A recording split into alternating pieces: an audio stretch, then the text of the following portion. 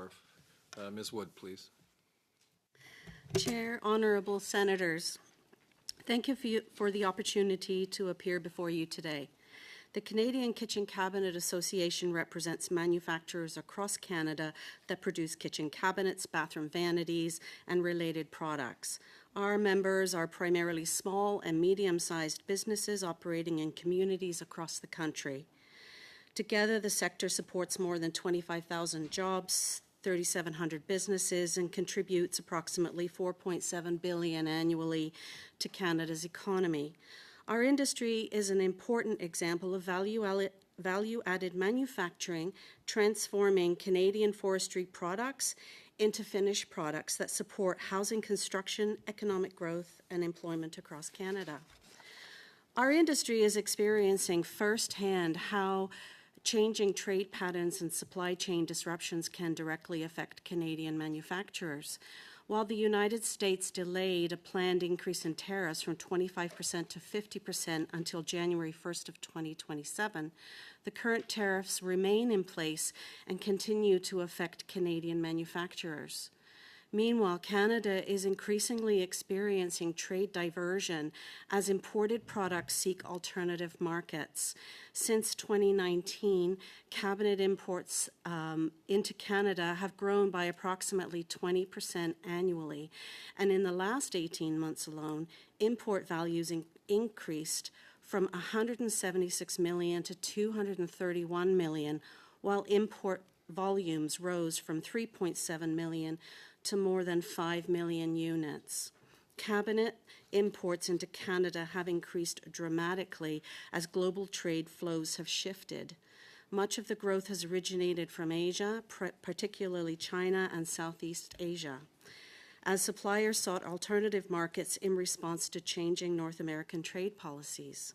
At the same time, the United States has taken action to address import surges and trade distortions in the wood product sector through Section 232 tariffs, including the 25% tariff currently on kitchen cabinets and vanities in Canada.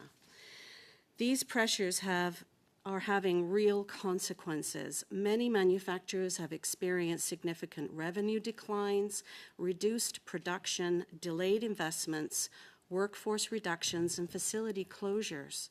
Our members have already had to lay off employees to scale back operations.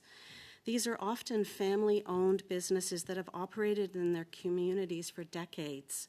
For example, South Shore Furniture, a Quebec furniture company in operation since 1940, has just shut its operations and laid off 120 staff in late April. Companies across Ontario and British Columbia and other parts of the country are cutting staff and reducing production capacity. As Canada prepares for the review, it is important to recognize that manufacturing capacity is a strategic asset. Strong North American trade depends not only on the movement of raw materials, but also on maintaining competitive value-added manufacturing industries that create jobs and investment. There are three key priorities. First, Canada should recognize value-added manufacturing sectors such as cabinet manufacturing as strategic contributors to economic security, supply chain resilience, and North American competitiveness. Second, the government should continue expanding opportunities for Canadian-made products or buy Canadian products through procurement policies and housing initiatives that support domestic manufacturing capacity. Third, Canada should ensure that trade remedy and safeguard mechanisms are responsive when industries face significant market disruption. By the time relief measures are implemented, considerable damage has already occurred. Finally, as Canada enters the review, policymakers should not only consider the largest sectors that are being impacted, but also the growing use of Section 232 tariffs on downstream value-added wood products, including kitchen cabinets and vanities. January 1st, 2027 is fast approaching. Unless alternative arrangements are reached, the U.S. tariff on kitchen cabinets and vanities is scheduled to increase from 25% to 50%.